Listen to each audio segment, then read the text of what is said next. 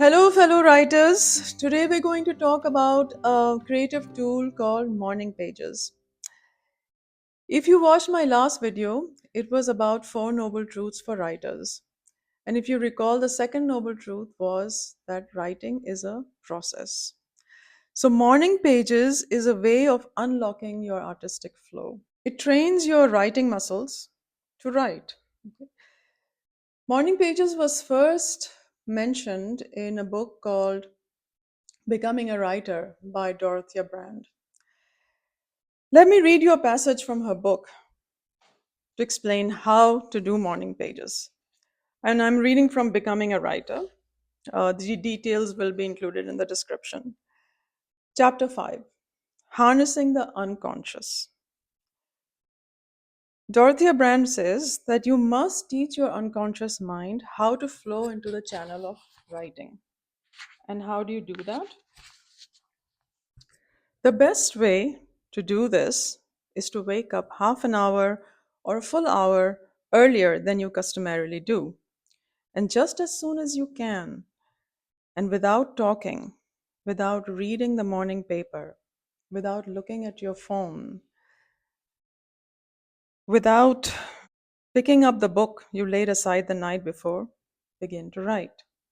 Write anything that comes into your head.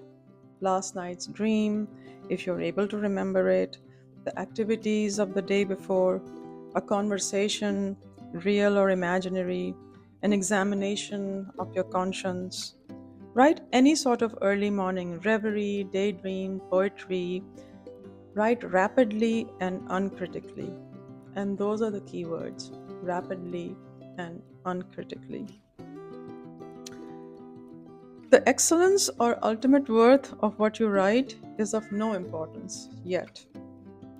Your primary purpose is now to write any words at all which are not pure nonsense. So, what you are actually doing is training yourself simply to write.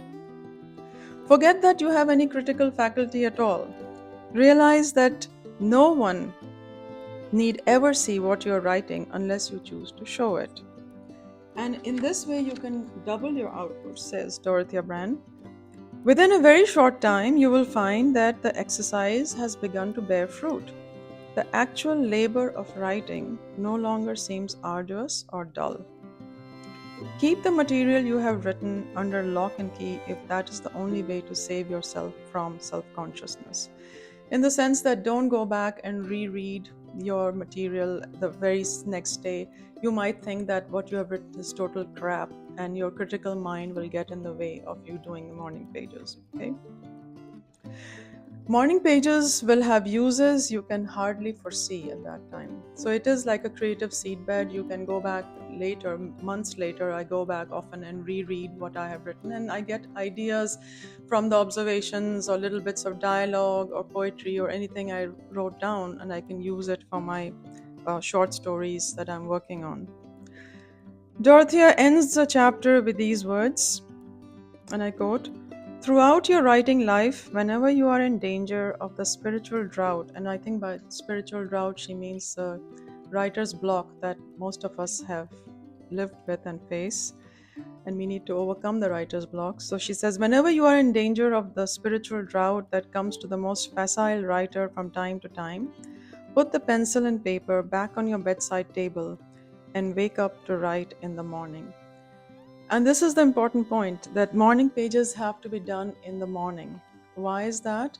Because that's when your left brain, your critical mind, your rational mind, the mind that tells you whatever you're doing or writing is not good enough, is kept out of the picture.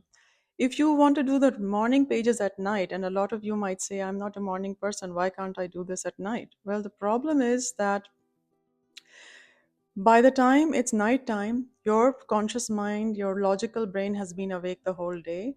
So it gets into this judgmental, over analytical, overthinking, labeling mode.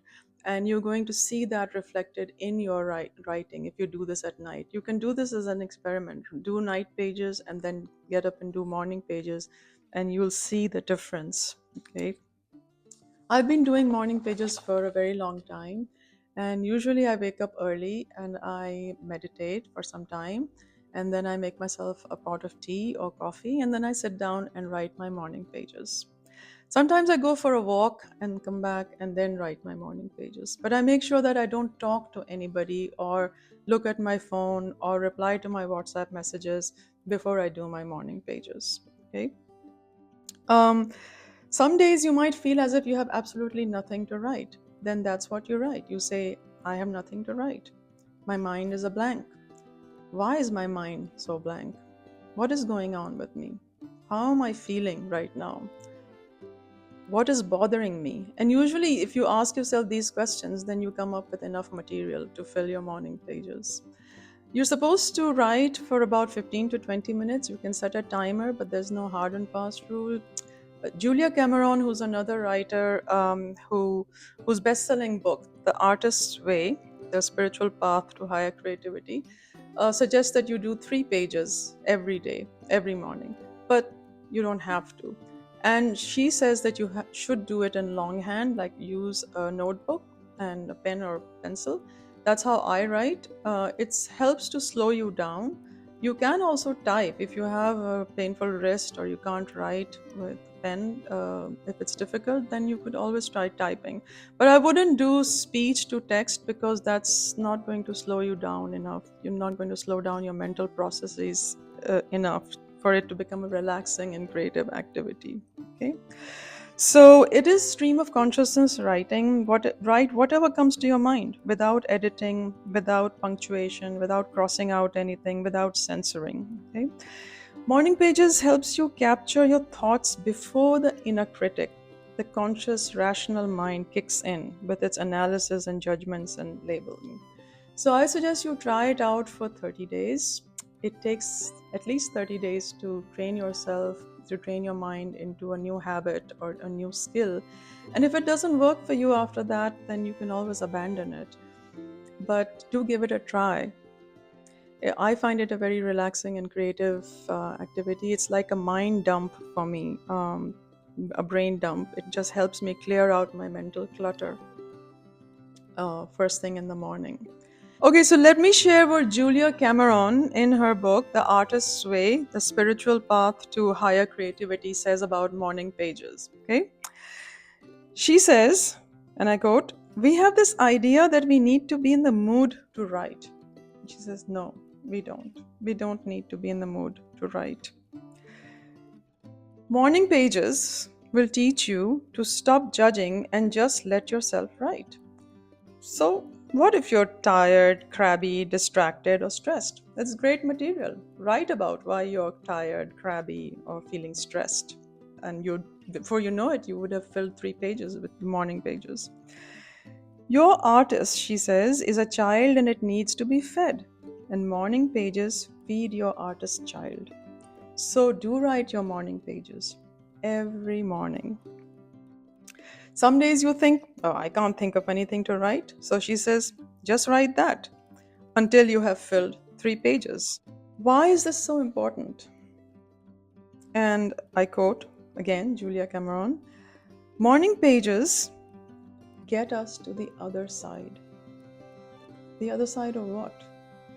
The other side of our fears, of our negativity, of our moods.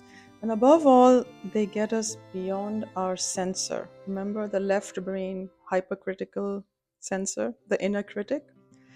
So, beyond the reach of the censor's babble, we find our own quiet center, the place where we hear the still small voice that is at once our creator's and our own. So if you want to hear that voice, start doing your morning pages. Goodbye, take care, until next time.